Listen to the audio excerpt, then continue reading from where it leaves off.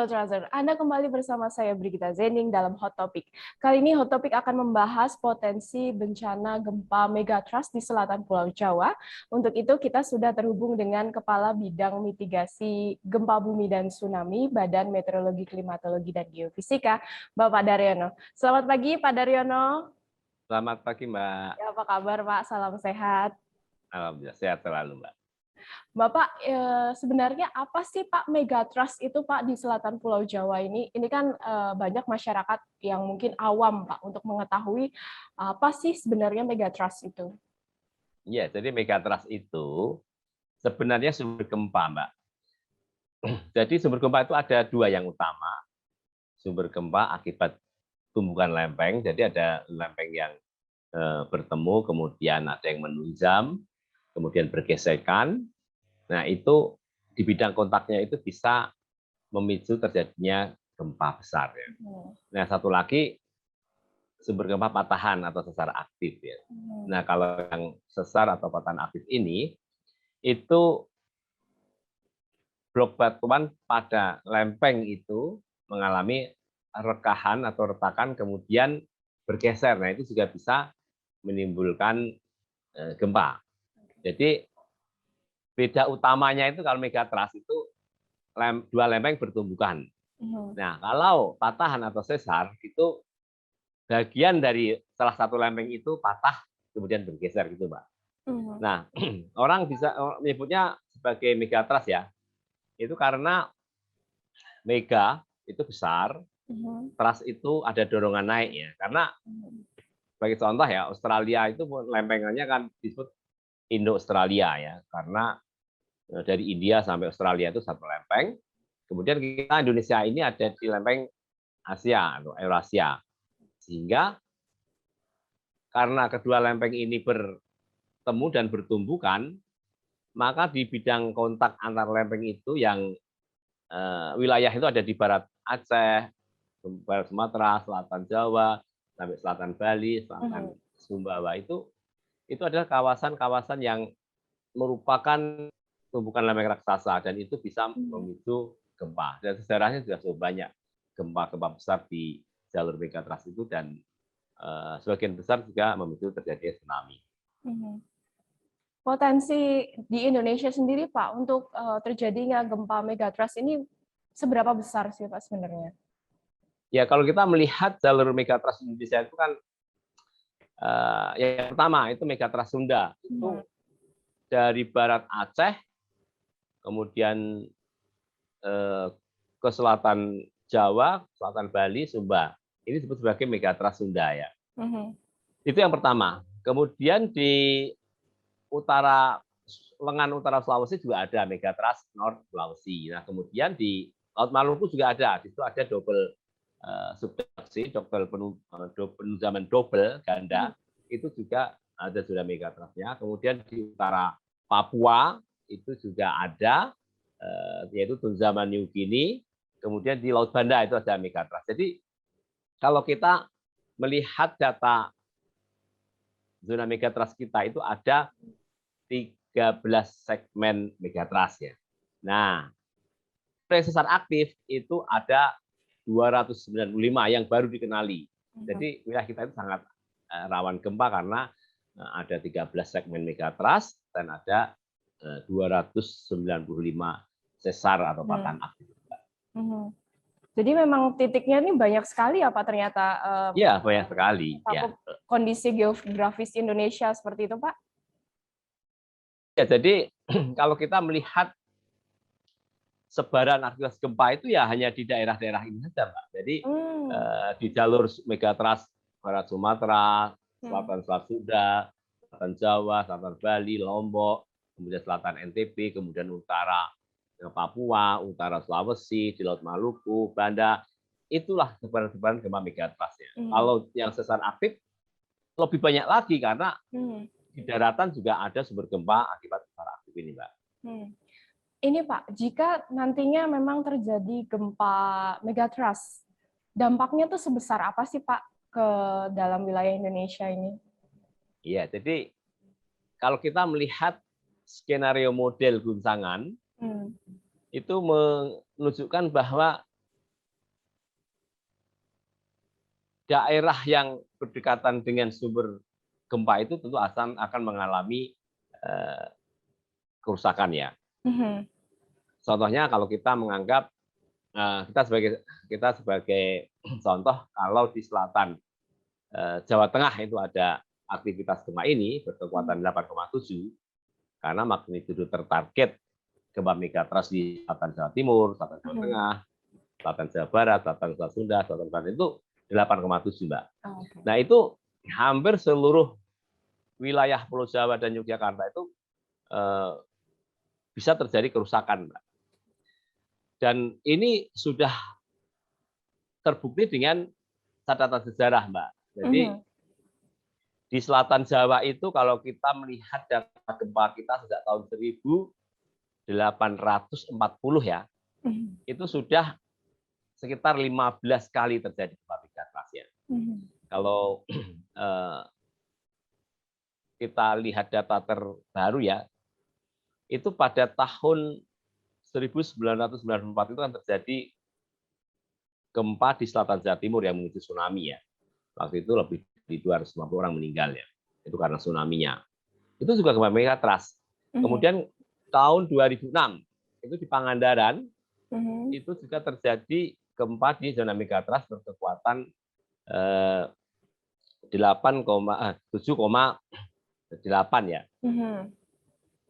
Itu juga memicu terjadinya gempa besar dan tsunami. Ya. Ini adalah contoh yang terbaru. Nah, sebelumnya cukup banyak kan, kalau kita hitung sekitar 15 saja gempa megatrust selatan Jawa. Dan semuanya itu menimbulkan kerusakan dan tsunami, Mbak. Dan ini fakta sejarah yang tidak bisa kita ingkari ya. Jadi mengapa di selatan Jawa itu sangat rawan ya? Itu dari aspek sejarah saja tadi sudah disebutkan ya. Sudah sekitar 15 kali terjadi gempa megatrust ya. Dan itu merusak dan itu menimbulkan tsunami. Kemudian fakta kegempaan terkini terbaru itu menunjukkan jalur megatrust selatan Jawa itu memiliki tingkat aktivitas kegempaan yang sangat tinggi dan ada kecenderungan terjadi peningkatan. Nah, kemudian kalau kita melihat sumber gempanya, itu memang kredibel. Dan tadi sudah saya sampaikan, di jalur megatrust itu memiliki magnitudo maksimum ya, itu 8,7. Nah, kalau kita lacak data paleo tsunami atau tsunami purba yang ada di pantai-pantai selatan Jawa yang sudah pernah diteliti oleh para ahli itu, juga mengungkap adanya tsunami besar yang pernah terjadi pada masa lalu. Dari penggalian pantai itu ada fosil-fosil lapisan-lapisan yang menunjukkan pernah terjadi tsunami besar masa lalu. Jadi aspek sejarah, sumber gempa, aktivitas terkini, kemudian tinjauan tsunami purba itu semua match dan menunjukkan bahwa ancaman megatrust itu adalah nyata di selatan Jawa. Dan ke depan aktivitas gempa besar ini tetap masih akan terus terjadi. Namun karena karakteristik gempa itu low frequency high impact, artinya kejadian itu jarang, Mbak, gempa besar itu. Itu yang disebut sebagai low frekuensi. Dan high impact, sekali terjadi, itu merusak dan menimbulkan banyak korban. Seperti saya sampaikan, gempa pada tahun 1994 itu memicu tsunami dan menimbulkan korban lebih dari 250 orang. Kemudian tahun 2006, tsunami Pangandaran itu juga menimbulkan korban lebih dari 650 orang. Ya. Nah, sampai saat ini pun potensi itu masih ada, namun kapan terjadinya kita tidak tahu. Sehingga di dalam ketidakpastian kapan terjadinya itu, kita masih punya waktu untuk menyiapkan upaya-upaya mitigasi ini, Mbak. Jadi gempa megatrust ini sesuatu yang berulang, begitu ya, Pak? Ya, berulang. Jadi karakteristik gempa bumi itu ya memiliki recurrent period ya, atau return period atau perulangan ya. Karena memang Australia itu menunjam ke bawah Jawa itu terus berlangsung dan mengapa kok laut Australia itu bergerak menunjam ke bawah Pulau Jawa? Karena memang di dalam bumi itu ada arus konveksi, yaitu magma cair yang bergolak, dan itu menjadikan lempeng ini bergerak ya menunjam ke bawah Pulau Jawa, dan di bidang kontak antara lempeng Asia dan Australia itu disitulah terjadi gempa-gempa besar di zona megatrust itu, Mbak. Berarti kan ini gempa itu tidak tahu kapan akan terjadinya, tapi kita Ya, harus menyiapkan upaya tapi ya, mitigasi. Nah, dan upaya pasti akan mitigasi terjadi apa lagi. sih Pak yang telah disiapkan dari BMKG ini Pak khususnya? Iya, jadi BMKG itu selama ini melakukan upaya-upaya mitigasi terkait dengan edukasi dan pemasangan peralatan ya. Jadi kita memiliki paket kegiatan yang disebut sebagai sekolah lapang gempa. Itu kita datang ke kabupaten, kota yang rawan gempa dan tsunami. Kita datang ke sana, kita kumpulkan stakeholder, BPBD, TNI, Polri, kemudian SAR, kemudian perangkat desa, sekolah, perguruan tinggi. Kita lakukan sekolah selama 2 hari, 3 hari ya. Kita mengajarkan di situ, mengenalkan potensi bencana gempa dan tsunami. Sumbernya kita ceritakan, sejarahnya kita ceritakan, kemudian kemungkinan yang mungkin terjadi seperti apa. Kita sampaikan peta modeling tsunami, tinggi rendaman, jauhnya landaan tsunami, itu dari Banten sampai Jawa Timur, kita sisir selatan Jawa itu. Nah, kita kemudian ingin peta bahaya tsunami yang kita buat, BMKG buat itu, diacu oleh pemerintah daerah untuk upaya mitigasi. Apakah itu perencanaan tata ruang pantai, kan ketahuan tuh daerah mana yang landaan tsunami-nya itu terjauh, landaan tsunami-nya sangat tinggi, tsunami ya itu bisa menjadi acuan.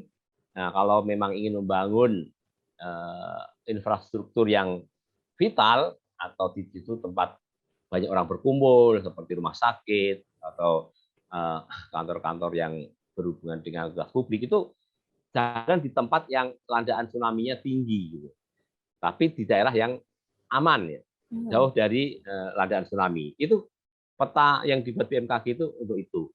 Kemudian kita juga melatih stakeholder dan masyarakat mengenali jalur evakuasi yang aman dari peta bahaya tsunami tadi. Kemudian merekomendasikan daerah kumpul yang mana yang paling aman. Kemudian memasang rambu evakuasi, ya, membuat rute evakuasi. Kemudian kita mengajarkan evakuasi mandiri dengan menjadikan guncangan gempa itu sebagai peringatan di tsunami. Jadi begitu merasa gempa besar, mengayun agak lama, kemudian masyarakat diimbau untuk segera meninggalkan pantai. Nah, kalau ini terjadi, maka begitu tsunami sampai pantai, warga sudah tidak ada di pantai lagi, sehingga bisa terjadi zero victim ya, bisa mencapai. Nah, namun juga kita memiliki sistem peringatan dini tsunami Indonesia, Tsunami Early Warning System, Mbak. Jadi kita pasang sirine di pantai, kita pasang aplikasi Android yang mana masyarakat bisa install itu, sehingga begitu ada gempa berpotensi tsunami itu bisa dilihat di telepon seluler masing-masing. Kemudian juga kita memiliki aplikasi real time earthquake BMKG, kemudian warning receiver system yang bisa dibuka di handphone. Kemudian masyarakat juga perlu memperhatikan sirine yang ada di pantai, karena kalau BPBD mengetahui adanya gempa berpotensi tsunami melalui warning receiver system BMKG itu harus melakukan aktivasi sirine atau untuk perintah evakuasi itu. Jadi evakuasi itu bisa dilakukan. Yang pertama, yang paling bagus itu adalah begitu merasa guncangan gempa kuat, masyarakat pesisir harus segera menjauh dari pantai. Itu yang paling utama. Yang kedua, evakuasi berbasis warning ya. Artinya kalau ada suara sirine, itu artinya perintah evakuasi sudah dilakukan sehingga masyarakat sudah jauh.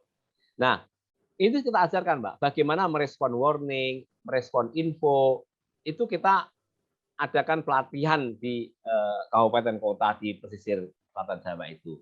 Nah, kemudian kita juga melakukan susur pantai, susur jalur evakuasi, membuktikan apakah sarana-sarana mitigasi tsunami itu sudah ada seperti rambu ya. Kalau enggak, BMKG pasang di sana. Nah, disitulah kita terus mengupayakan adanya pelatihan drill ya. Drill itu latihan evakuasi yang yang hari ini akan dilakukan di Pacitan contohnya ya, dan itu nanti bisa kita lakukan di tempat lain. Sehingga masyarakat juga harus kita tekankan perlunya latihan drill ini secara berkelanjutan, misalnya setahun 3 kali atau 2 kali, agar masyarakat tidak lupa dengan arahan-arahan yang telah dibuat oleh BMKG untuk masyarakat, agar masyarakat selalu siaga, memahami daerah bahaya, kemudian cara selamat seperti apa, itu harus kita sampaikan terus-menerus dan berkelanjutan. Nah, gilirannya jika gempa yang terjadi di zona megatrust terjadi dan memicu tsunami, itu masyarakat sudah tahu cara mengantisipasi, sehingga bisa menekan risiko, baik itu korban jiwa atau jika perlu mencapai zero victim tadi.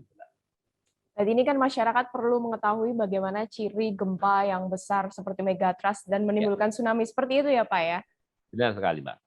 Untuk mengedukasi masyarakatnya, akankah misalkan banyak masyarakat yang pergi untuk berwisata ke pantai, itu seperti itu, apakah akan ada juga latihan peringatan sirene seperti itu Pak?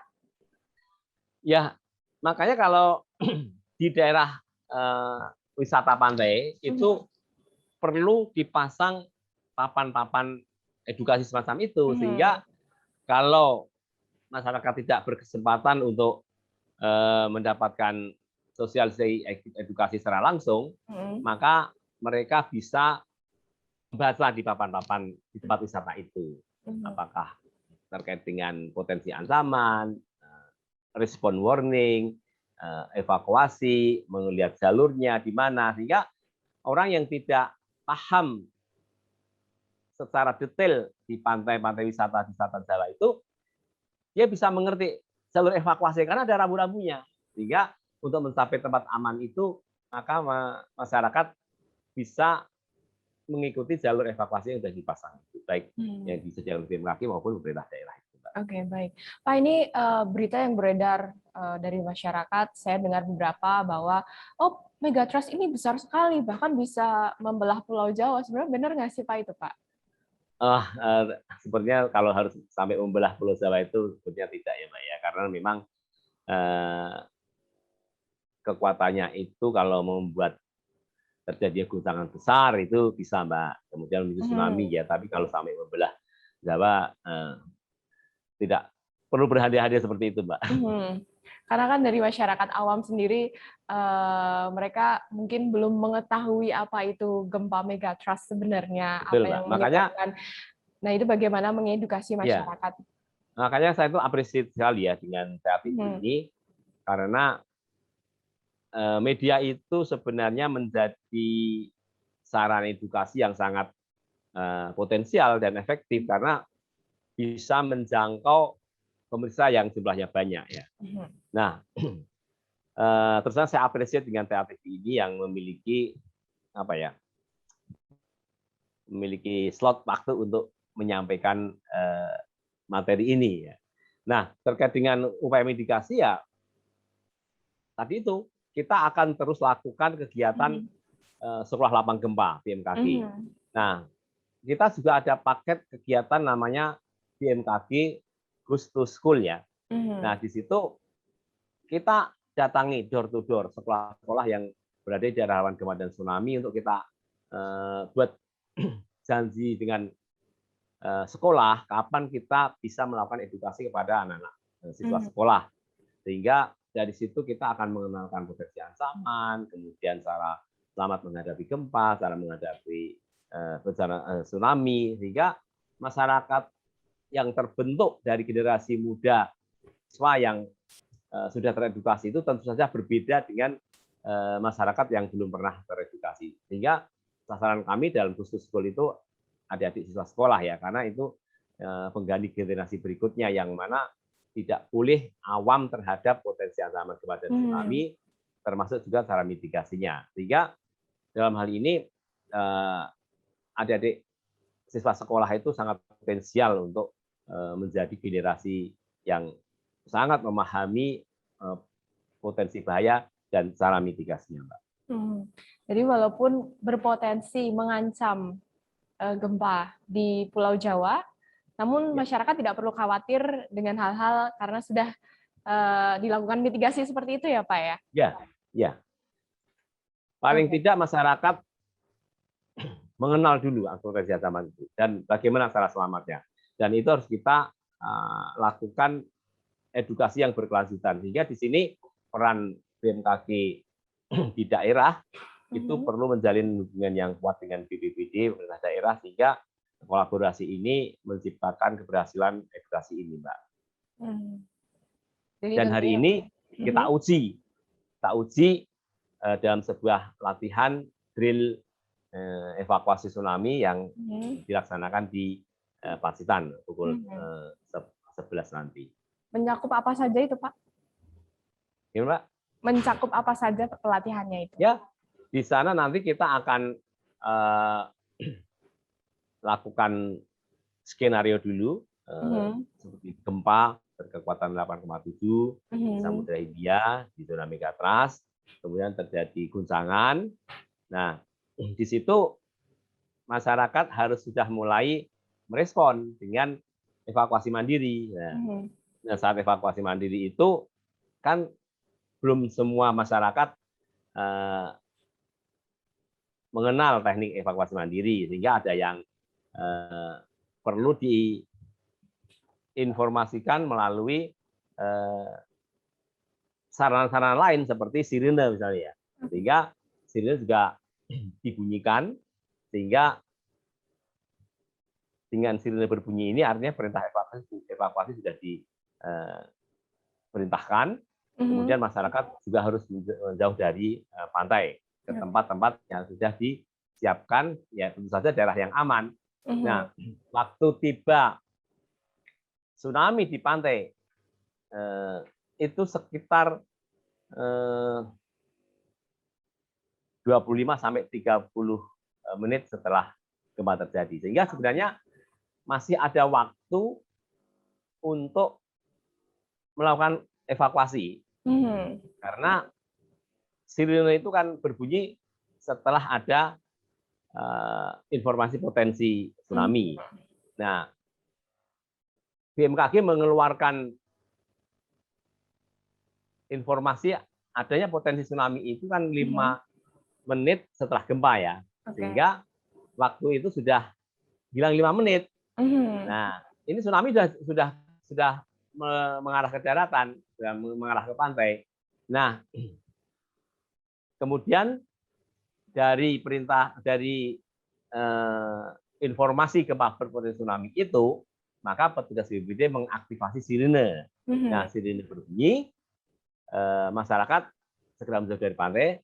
Nah, begitu tsunami sampai di pantai, itu harapkan warga pesisir pantai itu sudah menjauh dari pantai semua dan berada di tempat-tempat yang tinggi, dan disitulah konsep bagaimana zero victim itu akan kita wujudkan.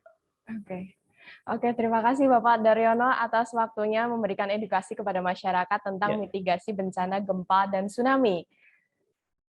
Terima kasih Pak Daryono sekali lagi. Ya, terima kasih Mbak. Selamat pagi. Selamat pagi Pak. Demikian perbincangan kami Solo Thruster dengan Bapak Daryono, Kepala Bidang Mitigasi Gempa dan Tsunami Badan Meteorologi, Klimatologi, dan Geofisika. Terus perbarui informasi Anda di solotrust.com. Saya Brigita Zening, sampai jumpa.